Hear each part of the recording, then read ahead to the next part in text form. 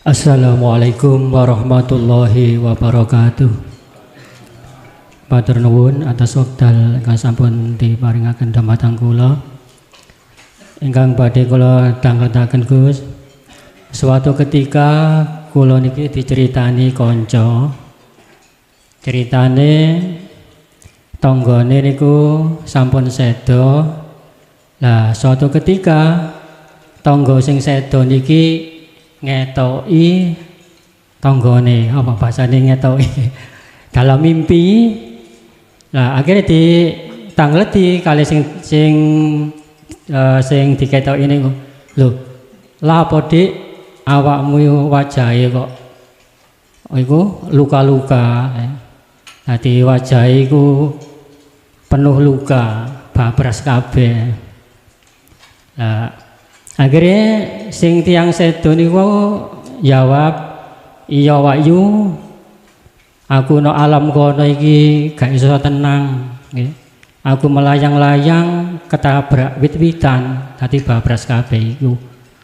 Lah apa aku njaluk tolong nang Wahyu, waktu aku jek njabat dadi sekdes biyen ngentekno duwike masyarakat. Akeh tanggungane kula.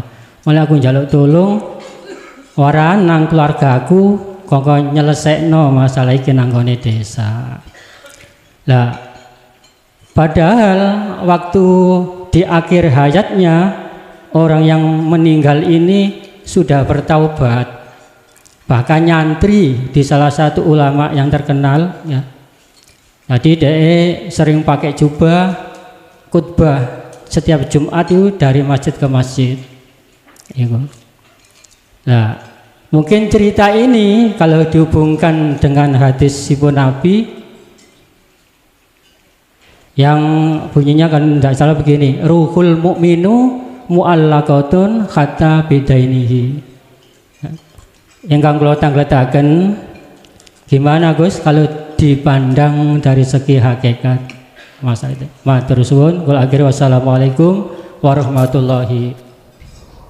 Waalaikumsalam warahmatullahi wabarakatuh. Nyun sewu, kita di syariat mengenal hakul adam dan hakullah. Syariat ya, hak-haknya sesama manusia dan hak-haknya kepada Allah. Mesti di syariat itu jawab krono utangi durung disaur. Hakul adam. Apa menungso iku malati? Katanya menungso iku kaya patung. Nah iki bundeli engko. Satu sisi secara hakikat selain Allah tidak wujud, tapi satu sisi secara syariat namanya hakul adam, tanggung jawab terhadap sesama makhluk durung jauh sepuro. Wis iki seakan-akan kontradiksi. Biar enggak kontradiksi, sapa sak jerone manungsa iku? Siapa yang berkuasa sak jerone manungsa iku? Kalau kita memandang Allahnya, berarti ini langsung urusannya pada Allah mung wae lewat Adam atau hakul adam.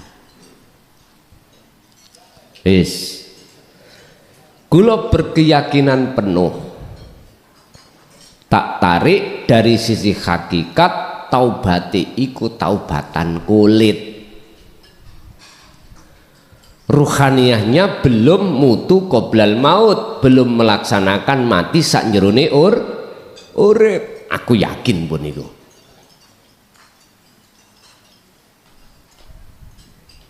Inilah Pak, siapapun kita akan serakah tatkala hati tidak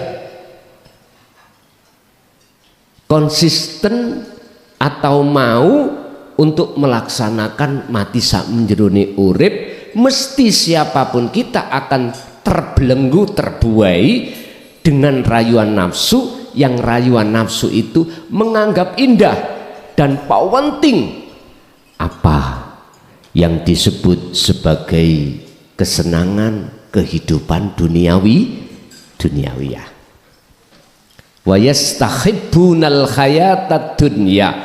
Jikalau kita sudah masuk dalam perangkapnya nafsu di situ, yastahibbunal hayatad dunya, kita akan bersukaria, bersenang-senang, bercinta terhadapnya. Dengan posisi seperti itu, alal akhirah, ninggalake kepentingan yang paling penting di atas yang penting. Apa? Darul akhirah, Allah. Saya yakin dengan seyakin-yakinnya karena beliau tadi belum rohaniyahnya itu manjing hakikat kemakrifat. Sebab nyun sewu, alimo koyo opo jenengan sudah pakai jubah sampai udeng-udengi sak tempeh, kemanapun bawa tasbih,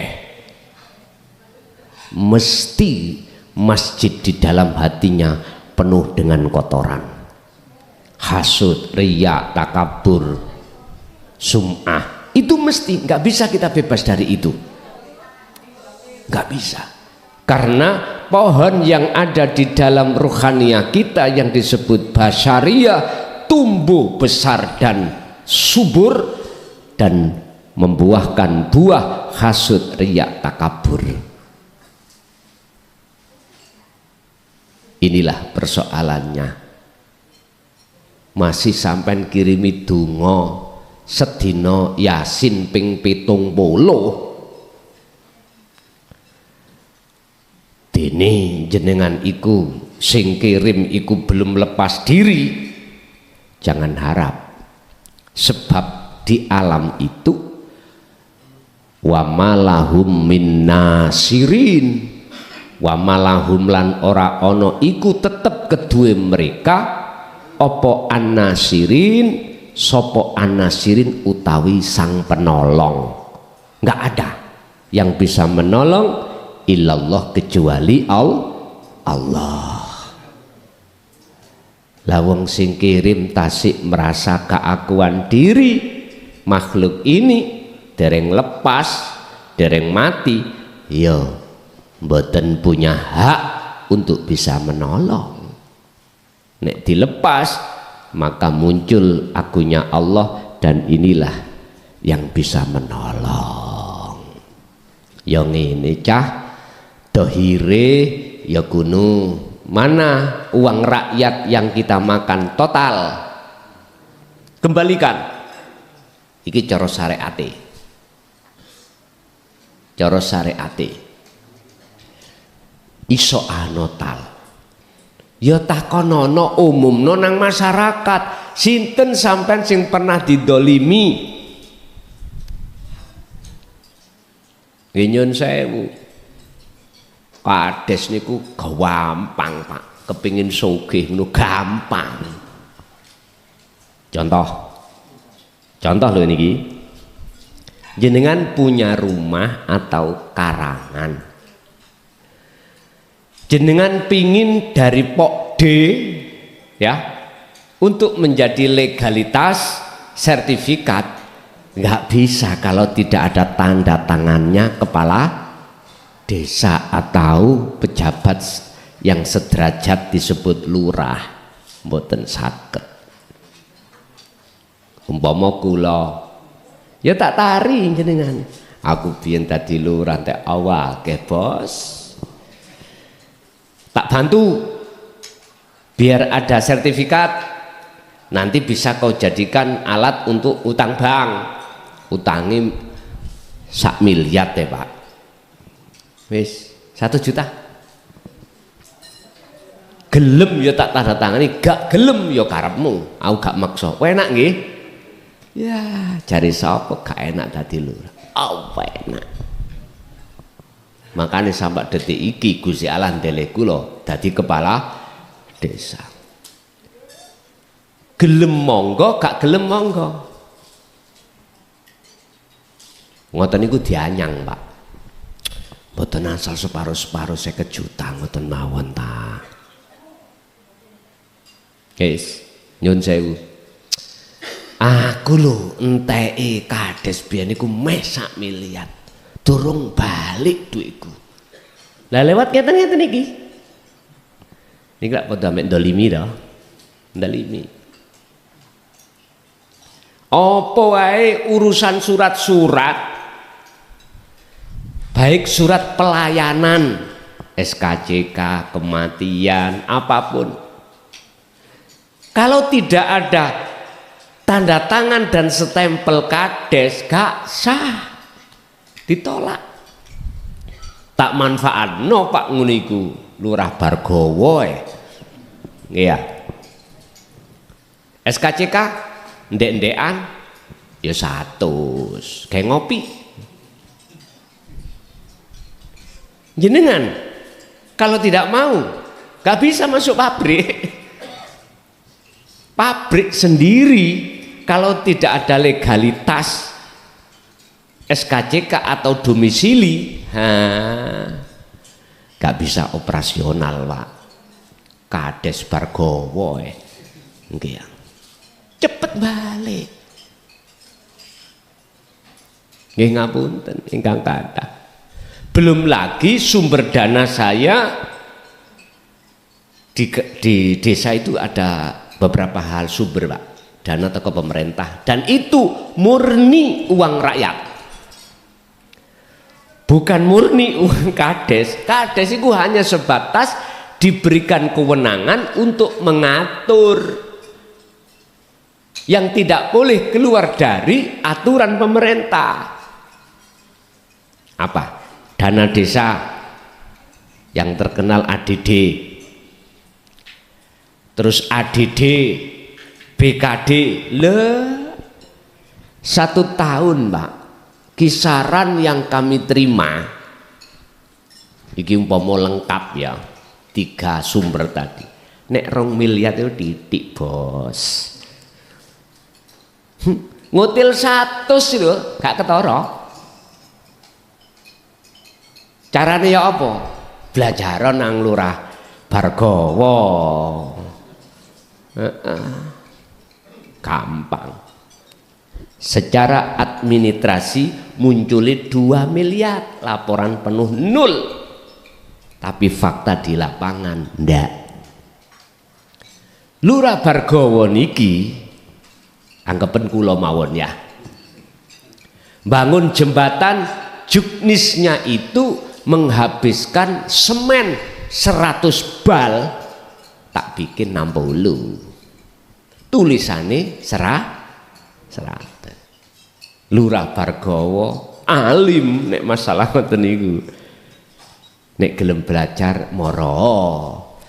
Tapi yang nggawa gula kopi. Ya Allah, Pak. Ketika saat itu aku sadar kalau ini bukan uang saya. Aku sadar ini hak masyarakat. Mengapa aku kok ya berani til ngotil? Jawabannya cuma satu, karena di dalam hatiku rohaniah ini jadi budaknya nafsu. Nggak pernah puas dengan kemewahan dunia. Mobil sudah punya, rumah punya, pabrik punya, masih kurang, Pak. Masih kurang.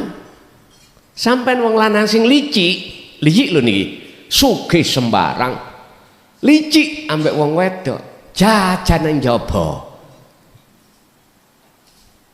Zina toh? Zina. Mbok yo ngomong terang-terangan nang garwane, Dik, aku gak tuso bojo siji. Oleh kula ngrabi maneh wong liya. Tak wuru ibu sampean jawab, nggih, tapi syaratnya aku sing milihno. Pilihno umur 70, 80, ngoten Bu. Tapi nek sampean garwa sampean mengatakan ojo mas, ya ojo pola-pola, sampai nekat nuruti nafsu jenengan geger mesti. Bojo sampean wis kagungan anak ya toh, mesti mureh-mureh kok wis ta, mending ngomong nek oleh berangkat nek gak oleh gak usah berangkat. Ya iki jenenge wong lanang geblake mbing nggih, duwe kepinginan, faktor ada untuk beli rumah ada, beli mobil ada, untuk belanjani ada, tapi wong wedok dereng kersa. Dereng kersa. Nggih pun. Sampean pingin untuk gak berlarut-larut dengan nafsu dalam dirimu yang membuat kekotoran hati, satu jawabannya, sibukno atimu berzikir. Wis. Walaupun garwamu gak ngongsali, gak ndadekno atimu susah. Wis anteng teko dikire, sampean akhire wis gak aneh. Ngoten Bu nggih. Mangkane Bu garwa sampean wuru ana zikir, cek gak aneh-aneh. Jadi Pak, secara syar'i keluarganya, ahlinya, anak istrinya yes kudu apa, mensiarkan terhadap warga.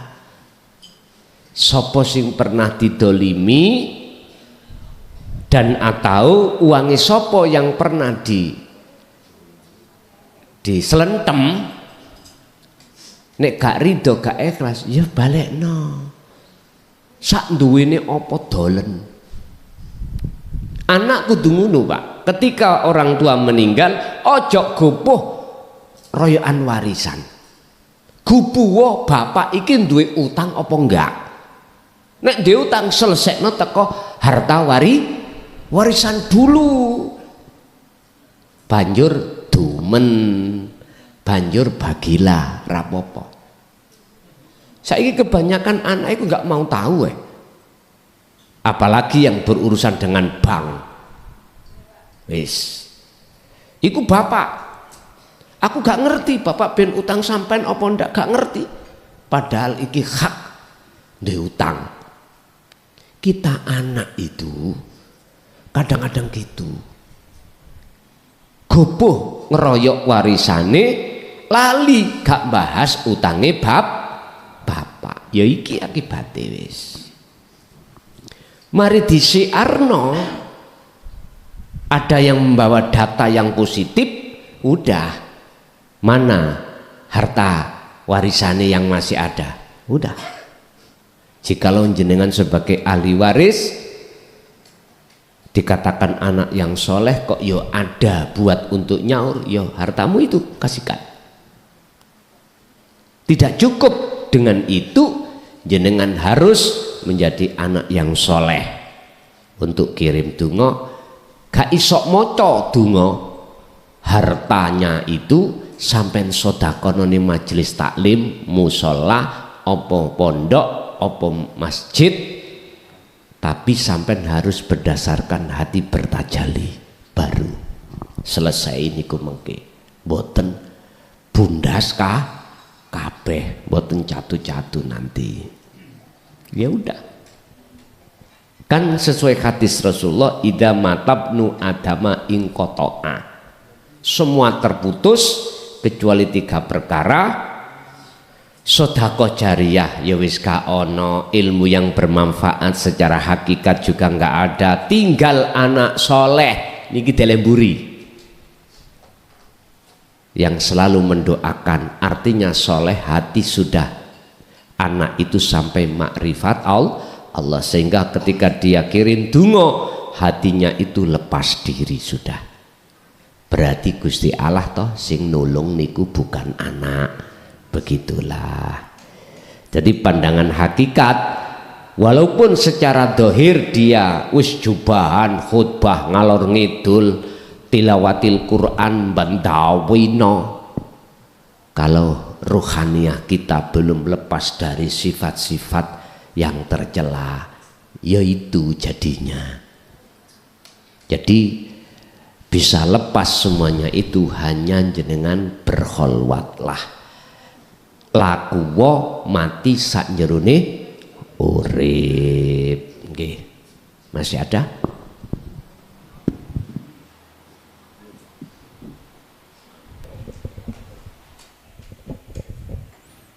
Assalamualaikum warahmatullahi wabarakatuh. Terima kasih atas kesempatan yang diberikan. Ada yang mengganjal dalam hati ketika saya duduk tengah malam dan ketika duduk sendiri.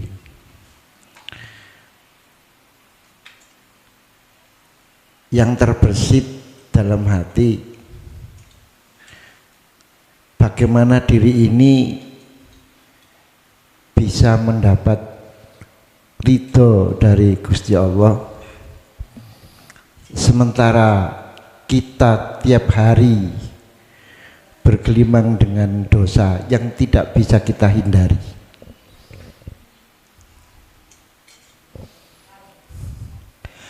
Kalau kadang saya pikir Nabi Adam dosanya cuma satu, makan buah kuldi. Itu Gusti Allah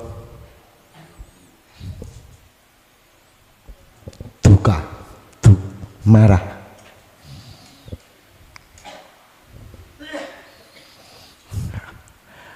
Ajajil dosanya cuma sombong.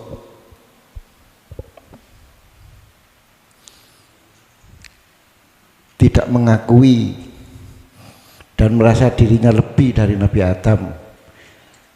Gusti Allah itu marah. Sementara Harut dan Marut itu iri kepada manusia. Dengan Allah diturunkan ke dunia menjadi manusia. Dengan balak yang diberikan oleh Allah, dia tergelincir dalam lembah dosa dan dihukum sampai sekarang. Sementara saya hampir tiap hari melakukan dosa. Kadang secara tidak sengaja kita merasa sombong, merasa lebih dari yang lain karena kesempurnaan yang diberikan oleh Allah.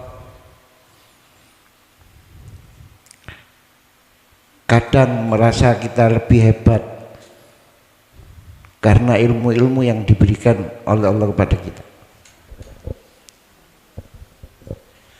Ketika kita berkumpul seperti ini, keinginan untuk mendekat kepada Allah itu besar dan tinggi sekali, termasuk kerinduan untuk bertemu.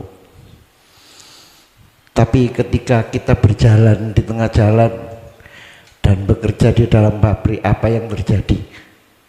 Apa yang kita lihat? Hampir banyak dosa yang kita lakukan. Dosa kita banyak.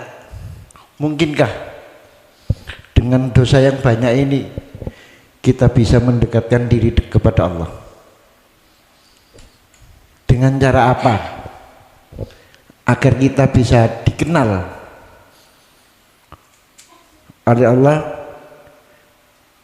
karena kita ingin mendekat dan bersama kelak dengan Allah. Terima kasih.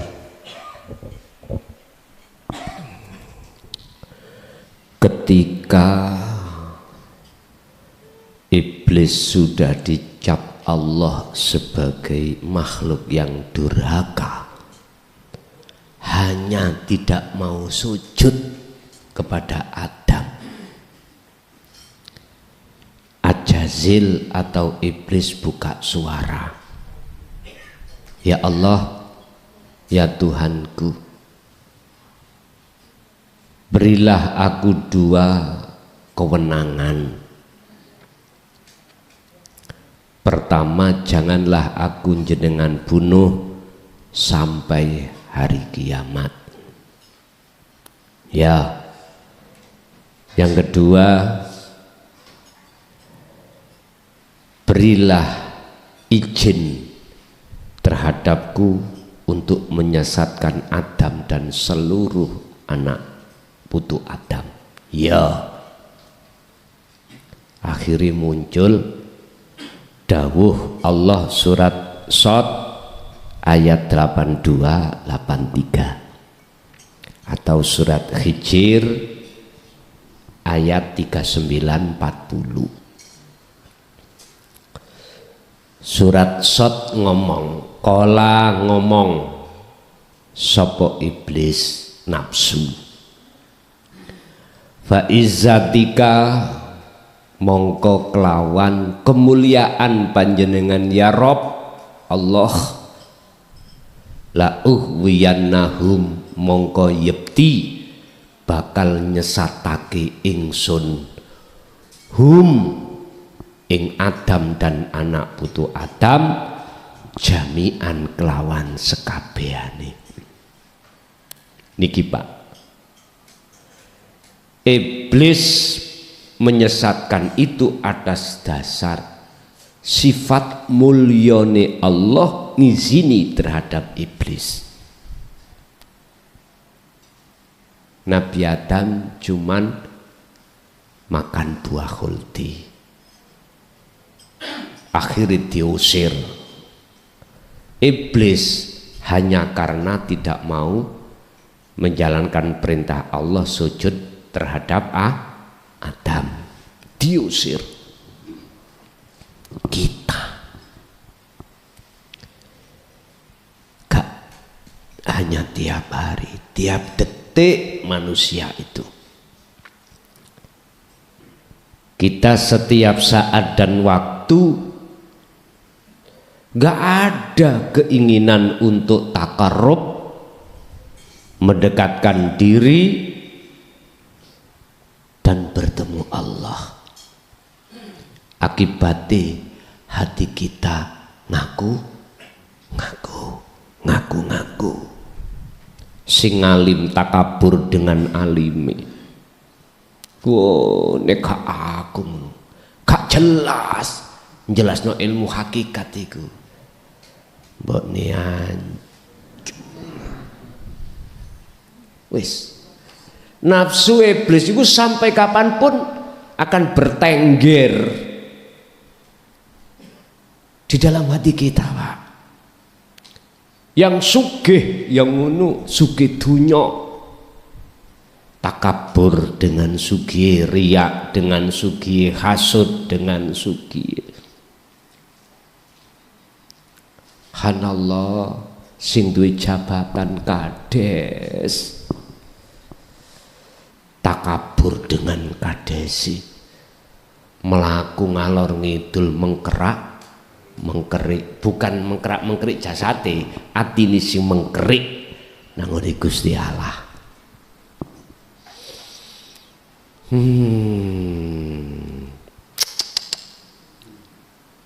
Subhanallah. Makanya mengapa Kanjeng Nabi iku mewajibkan kita untuk taklim muta'alim, belajar mengajar khusus tentang ilmu akhirat. Ini mendorong kesadaran diri kita untuk supaya ada keinginan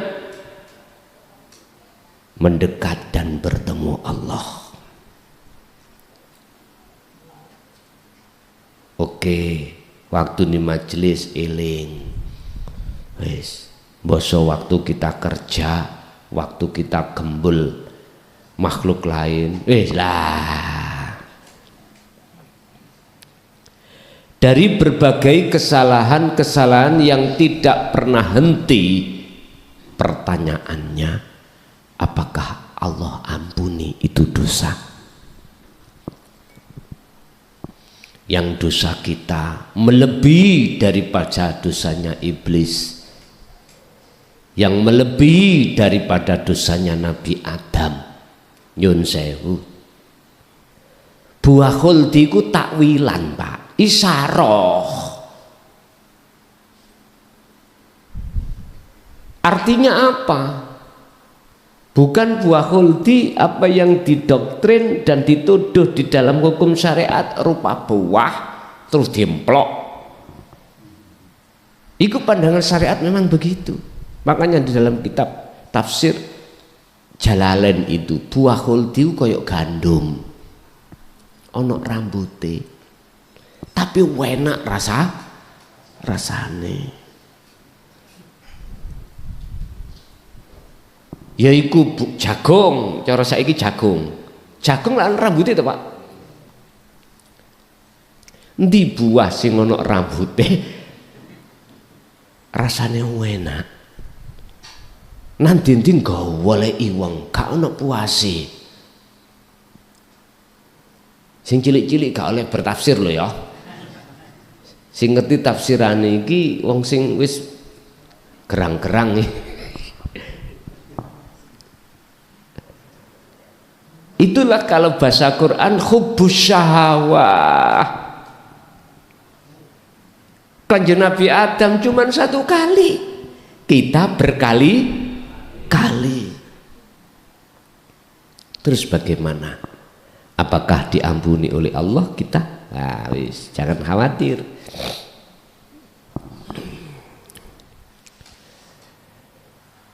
Fattabi'uni yuhibbukumullah wa yaghfir lakum dzunubakum. Anda akan diampuni oleh Allah segala dosa yang tidak pernah ada habisnya itu manakala jenengan ini melakukan taubatan nasuha. Bisanya Anda taubatan nasuha ruhaniyah ini lebih-lebih ruhaniyah dan jasmaniyah apabila fattabi'uni, kau mengikuti ajarane Kanjeng. Wis, titik ada di situ. Tidak hanya diampuni oleh Allah, bahkan yuhibbukumullah, Allah akan menjadikan kau sebagai kekasihnya. Sehingga ketika saat ngaji jenengan iki dalam proses ilmu sadar, nanti di luar ngaji gak sadar, iki proses. Tapi hati sampean sudah condong bisa menerima ajaran Rasulullah. Cuman untuk fayat tabiuna aksanahu belum maksimal. Dan inilah proses kita memang. Allah mengampuni wala bagin wala adin innallah ghafurur rahim karena prosesnya dengan bentuknya Allah mengampuni. Allah tidak akan membiarkan jenengan iki berlarut-larut di dalam belenggunya nafsu. Mesti sama ditarik mana nanti, dincupno diangkat, dincupno diangkat. Inilah siksa Allah. Jenengan diancup-ancupno, diangkat, diancup-ancupno, lali eling, lali eling. Inilah golongan mahfud, golongan yang kareksa dening Allah.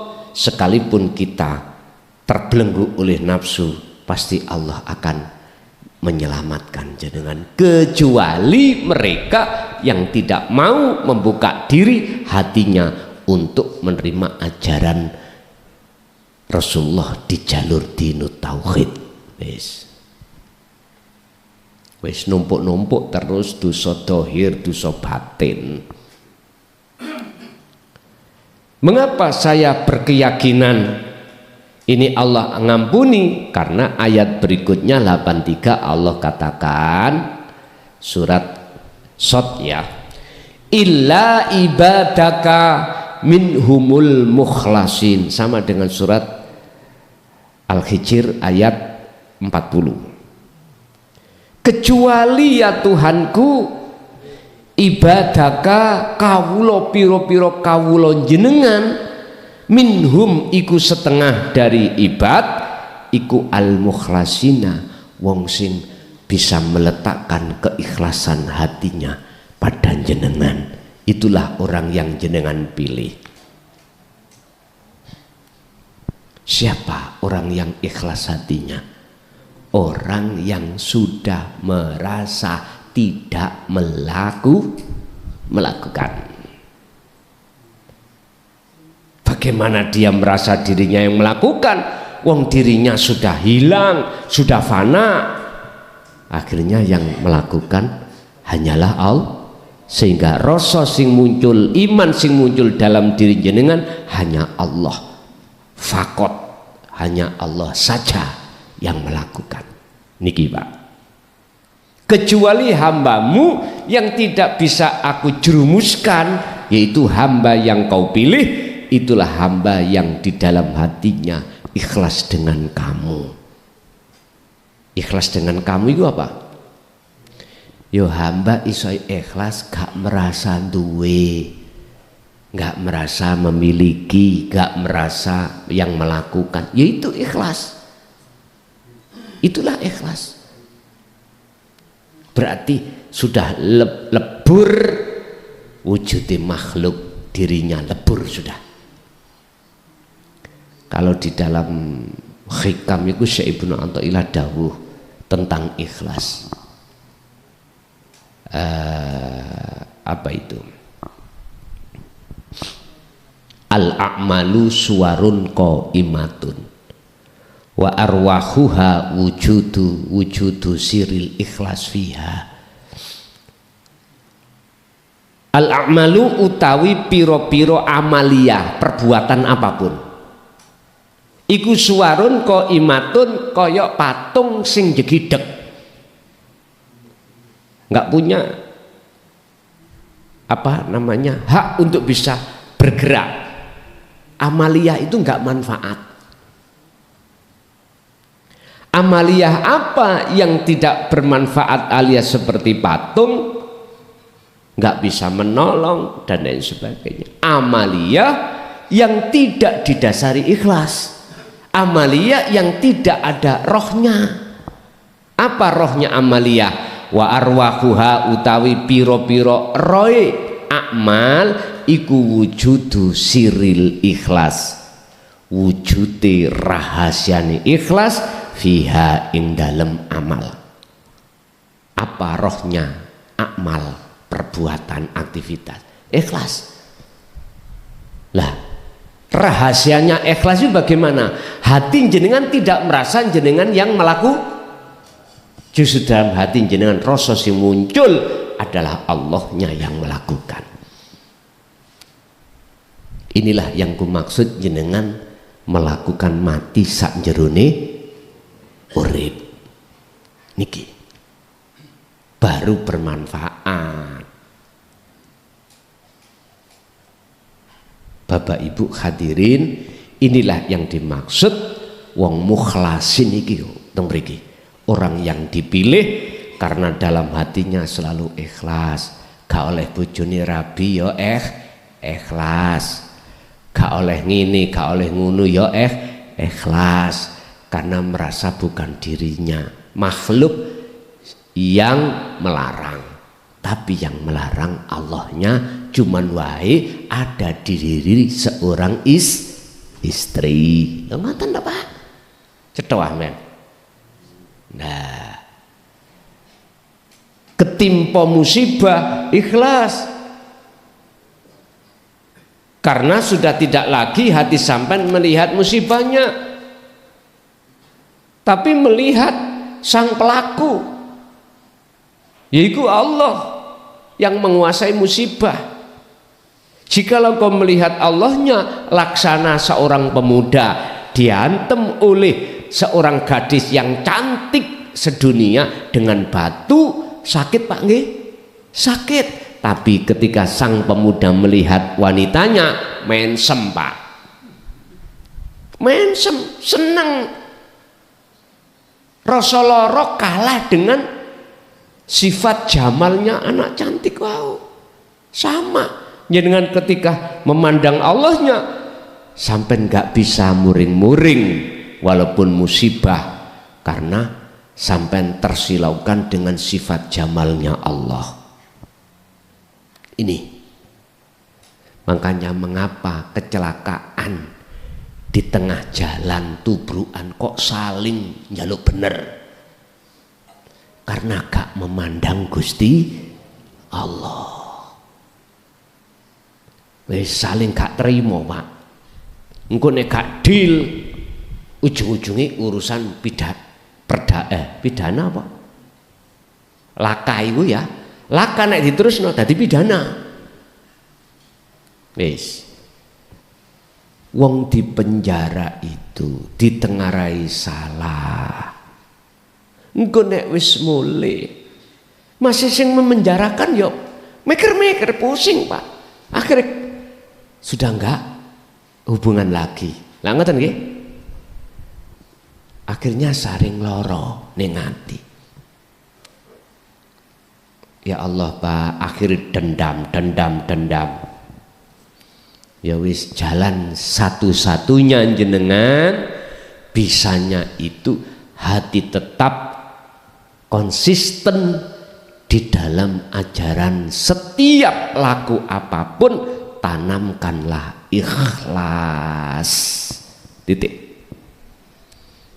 Otomatis bisanya ikhlas Anda harus uzkurullaha dzikron katsiron. Kuwati dzikir sirul asrar jenengan.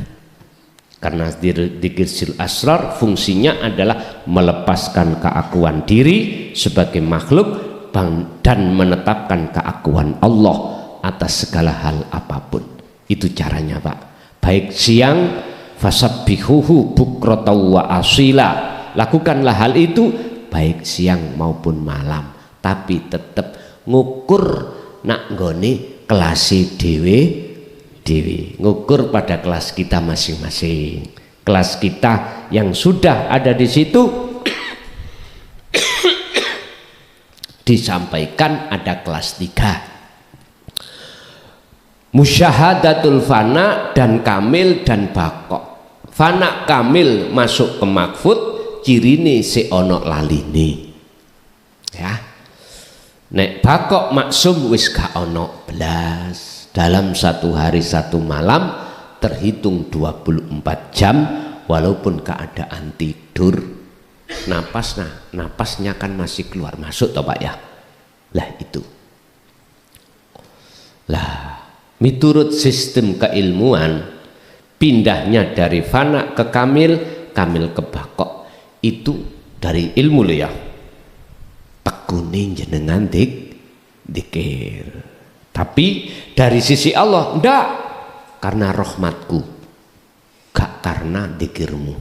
Iku maksudnya supaya kita dikir itu sudah melepas, gak merasa kita yang bisa dikir. Berarti sing dikir sing iling sapa? Gusti Allah dewi. Pun notok pun niku. Oke, mungkin Ibu ada Bu?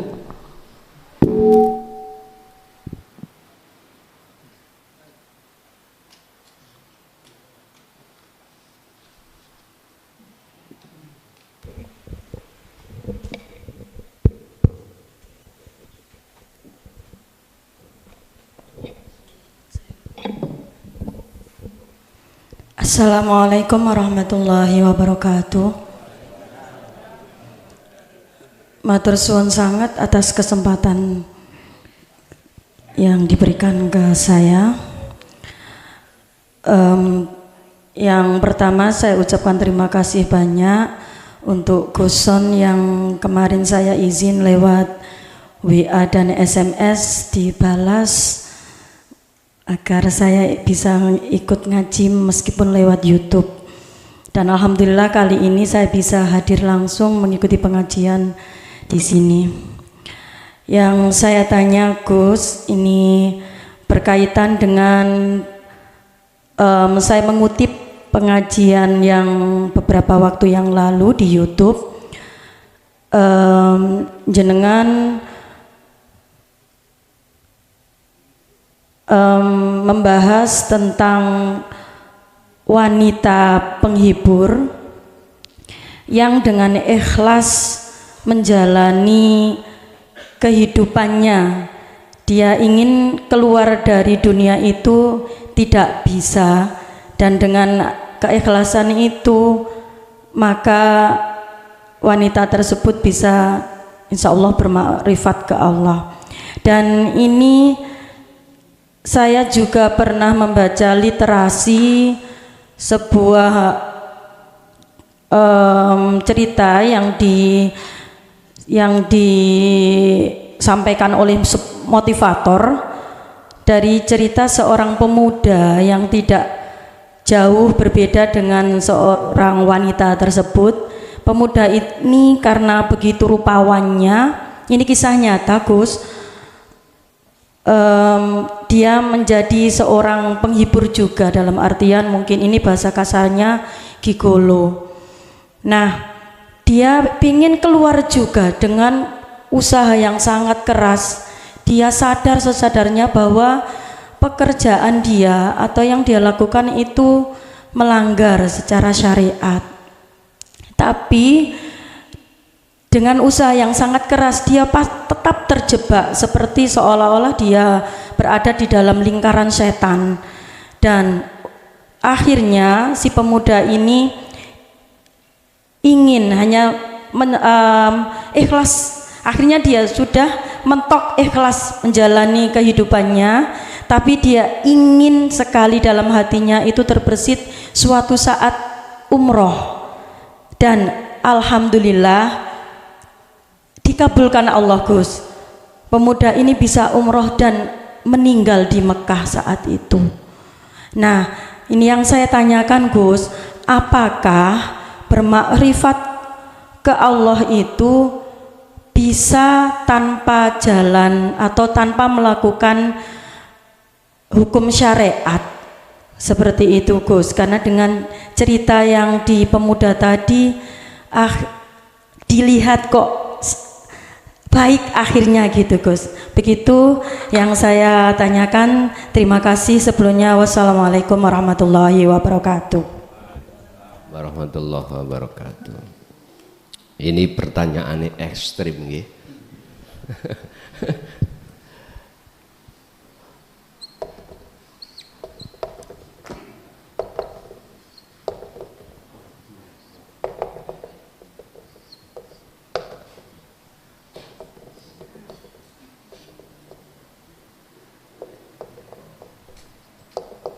Bon, sampean buka di dalam surat Al-Kahfi ayat yang terakhir 110.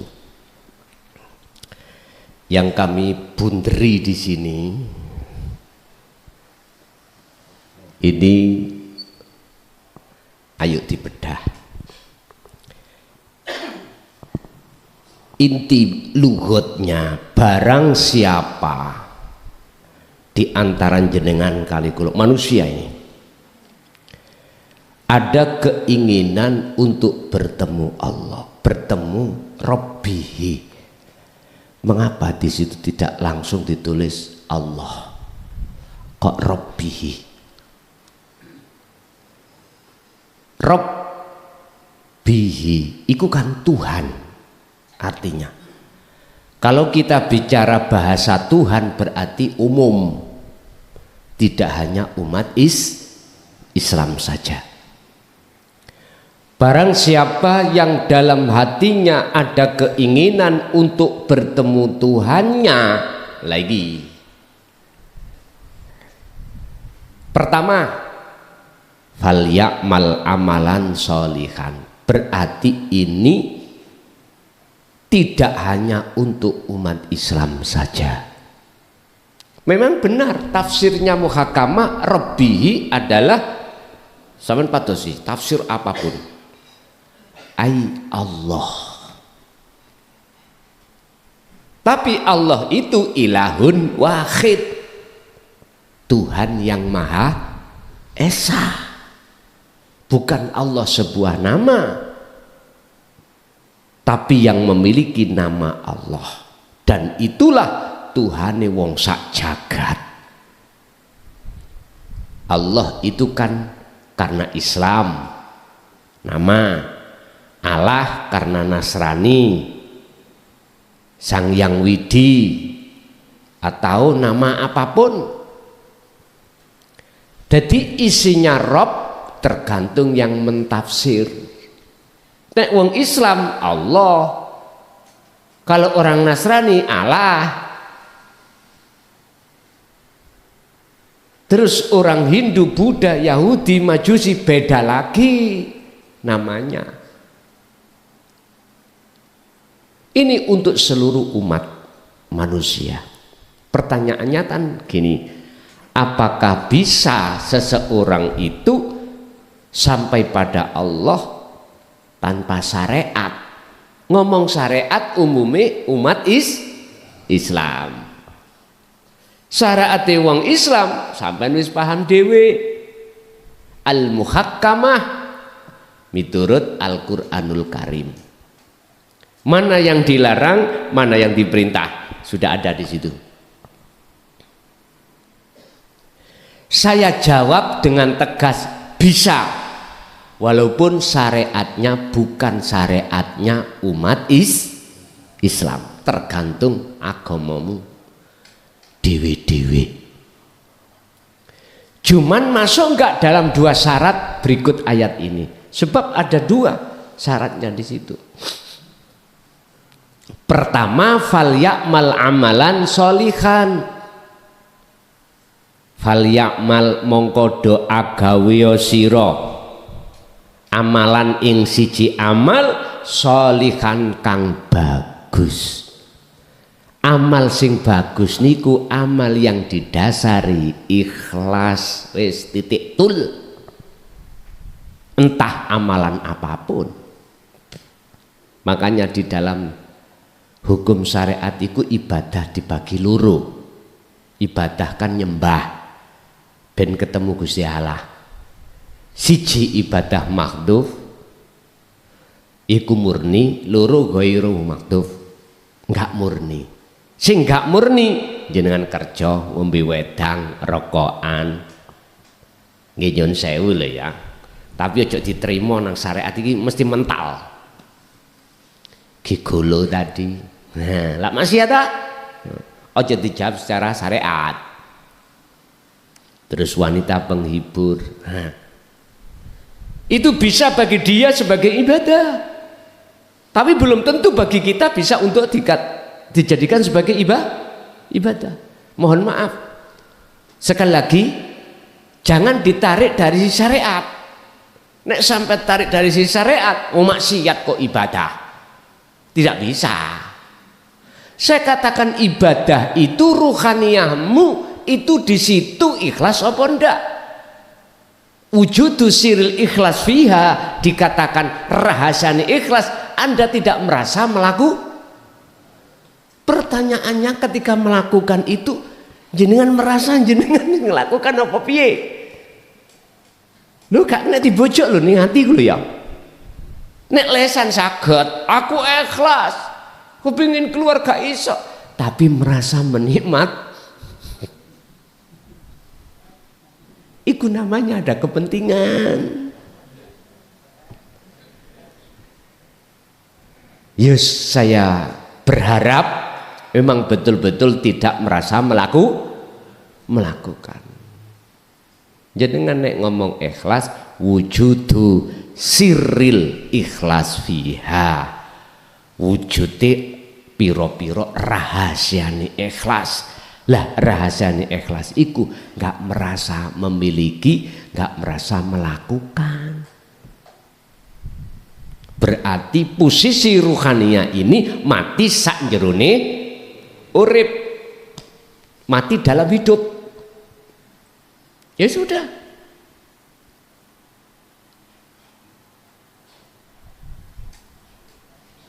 Kalau ini hati ruhaniyah jenengan ini betul-betul seperti itu, maka target perbuatan bagus ruhaniyah jenengan iki masuk. Tinggal pertanyaannya jasmania, falyakmal amalan sholihan apa ndak?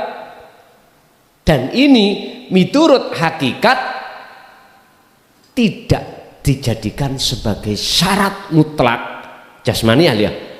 Falyakmal amalan sholihan. Mohon maaf. Tapi Secara syariat mutlak harus. Ibaratnya ini, sampai dahar piringe kotor, ono teleki wedhus, teleki kucing, teleki bebek. Terus di tengah-tengah telek-telek iku mau ada nasi. Sampai lah gak makan teleknya toh, makan nasinya di piring, piringnya kotor. Sampai hanya makan nasinya.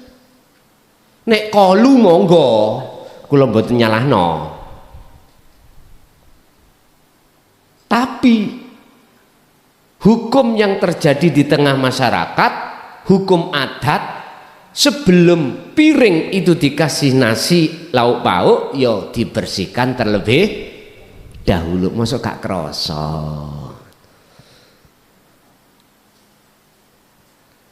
Sekali lagi, secara pandangan hakikat itu tidak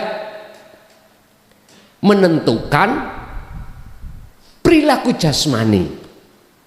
Berbicara tentang wujud rahasiani ikhlas itu di ruhaniyah, bukan di jasmaniyah. Artinya jasmaniyah laku apa wae, tapi hatimu duduk di mati sakjroning urip. Lha iku lho maksud fal ya'mal amalan sholihan. Alangkah lebih sayugjanya, lebih sempurnane nek piringe yo melok bersih. Satu. Nomor dua, wala yusyrik bi ibadati rabbi ahada. Ketika Anda melakukan aktivitas apapun yang disebut ibadah, jangan sekali-kali menyekutukan Allah dengan yang lain. Artinya jangan muncul dalam hati ruhaniyah Anda itu wujud makhluk yang melakukan, yang berkehendak, yang wujud. Jangan muncul. Kalau muncul berarti syarat kedua tidak masuk, otomatis boten saged ketemu Allah. Jadi saya jawab bisa Bu, walaupun tanpa syariati orang syariat. Ngapunten, di Indonesia ada ajaran namanya kejawen, kapitayan, nih sangkan paraning dumadi. Iku wis gak nganut syariat Islam belas enggak. Apakah bisa bertemu? Mengapa tidak bisa? Kula bukan kok yo dukung orang enggak, orang. Saya cuman mengatakan apa adanya dari sisi hukum hakikat, bukan dari sisi hukum syariat. Ampun salah paham. Yang bertemu Allah itu ruhaniyah jenengan, bukan jasmaniyah. Buka di dalam kitab Hikam, ada dua sistem untuk bertemu Allah. Ada sistem wasilun, ada sistem majdubun. Kalau sistem wasilun itu tadi laksana piring sak segone ku bersih. Wis.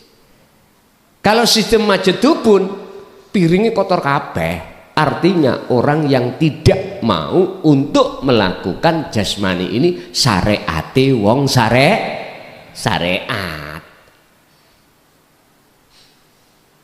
Tapi dia memegang teguh wujudu siril ikhlas fiha laku hakikat. Iki disebut wong gendeng. Gendeng atine nang Gusti Allah. Akale melok ngebleng, akale melok gendeng pisan. Dadi wis gak doyan surga, yo gak doyan pahala. Atine mung doyan Gusti Allah.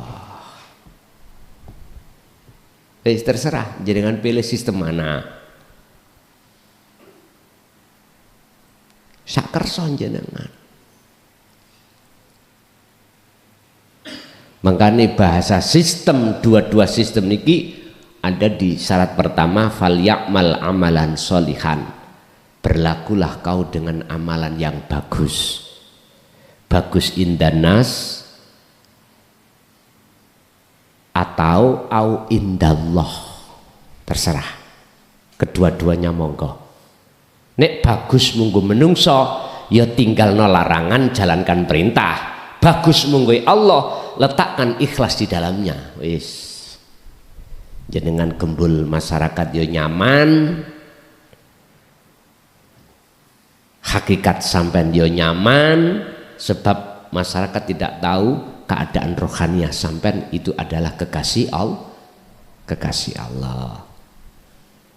Nek jasmania sampean mungguh menungso wis tinggalkan apa perintah, jalankan apa larangan, dadi unen-uneni wong liya ora tahu ambu masjid kepek matek kok ya disolati moh ngaten. Lah ngaten nggih. Biyen waktu uripe moh salat, saiki kok malah njaluk disolati, ditahlili, di ngene-ngene. Halo, hati-hati ya, kita tidak tahu kalau itu kekasih Allah. Monggo Allah. Banyak Pak kekasih Allah itu yang tersembunyi. Allah tutupi dengan berbagai cara supaya tidak ketahuan orang lain. Bagaimana mungkin kita akan tahu itu kekasih Allah, lawang kita bukan kekasih Allah? Nggak bisa, nggak sah. Bagaimana mungkin kita buta mata ini bisa mengatakan orang lain itu tidak buta atau buta? Nggak bisa, karena kita sendiri masih buta, nggak bisa. Kamu melek apa gak roh?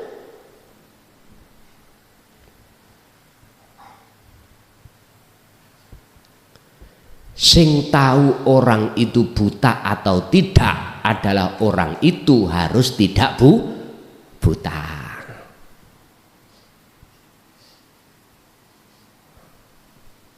Makanya dalam satu makalah yang tahu wali kekasih Allah ya juga kekasih Allah. Disitulah la ya'riful wali ilal wali. Di situ kita ikuti tiro. Oh si A iki waline Allah, tondo-tondone isok mlaku ndukur banyu nang Mekah sak jangkah, ngomong sak ngomong mandi, makane didadekno dewan penasehat sedunia. Pret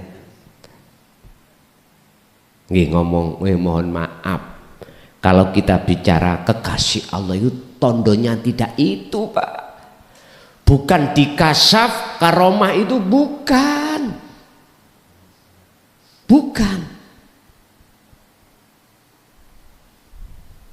di mukjizat, bukan di nasab juga, bukan. Sampai buka surat Yunus ayat 62 63, kekasih Allah itu bagaimana? La khaufun alaihim walahum yahzanun, yaitu alladzina amanu wattaqau. Intine wong-wong sing atine padha ikhlas dateng Gusti Allah. Pun iku amanu percaya, wattaqau sekaligus dia bertakwa, ikhlas tadi. Otomatis la khaufun, dia tidak akan terasa takut apa hari besok-besoknya itu. Walahum yahzanun, dia tidak gelisah dengan apa yang sudah terjadi. Dik wingi-wingi jenengan dicatoni wong dendam iku mboten enten. Dik wingi kemarin-kemarin jenengan iki dilarani anak bojo wis gak dendamane, enggak, dhisik dendam. Masya Allah, awas ya, gak tak kei warisan tak coret kuwi teko ahli warisku. Mana? suaminya selingkuh, wis gak gelem aku njaluk pegat, ya apa pegat, wong lanang gak sitok, wis gak ono, wis dendam. Abot nggih? Abot. Tapi saabot-abot kaya apa? Nek sing ngangkat iku Allahnya enteng. Sak enteng-entenge ya apa nek rumangsa hambane sing ngangkat abot. Wis.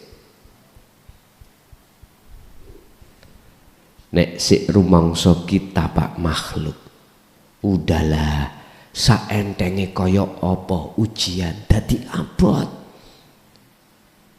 Padahal Allah katakan, aku tidak akan memberikan ujian pada hambaku di atas kekuatan kemampuan hambaku. Iku maksudnya apa? Abot ambek enteng dikembalikan kepada diri kita. Muncul akune Allah apa akune hamba. Wis kari ngoten lho. Jadi Bu, berhubung itu pakai bahasa Rabbihi, agama apapun bisa sampai ke Ahad, ke Esa, tapi syaratnya harus dua ini tadi. Nah, sebelum jenengan melakukan syarat yang pertama fal yakmal amalan solihan, dan syarat kedua ngilmu dipahamki dulu. Jret. Menurut orang Nasrani ilmu ketuhanan menuju Esa bagaimana? Diajarkan kan enggak? Diajarkan atau tidak? Jenengan yang tahu, yang beragama Nasrani.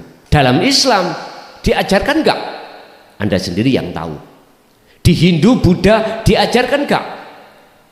Untuk menuju kesempurnaan ketuhanan yang Maha Esa. Kalau iya, dari berbagai agama pun Anda pasti bisa. Buktinya Rabbihi. Tapi ada juga di dalam Al-Quran itu tidak memakai Rabbihi, berarti ini bersifat khusus umat Islam. Wa man kana yarju liqa Allah, Al-Ankabut ayat 5, tidak memakai Rabbihi, langsung Allah, berarti untuk umat Islam.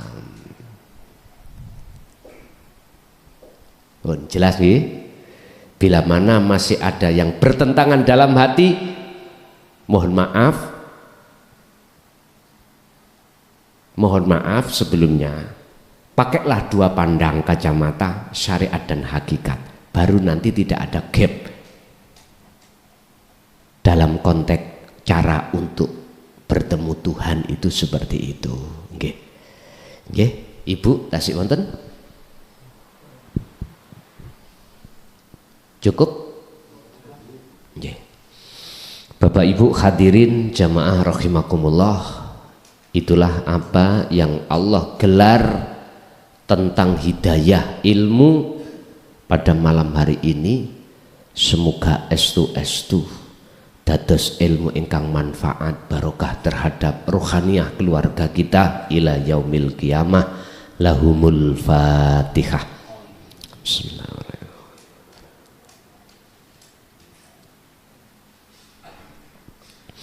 Akhirul kalam, assalamualaikum warahmatullahi wabarakatuh.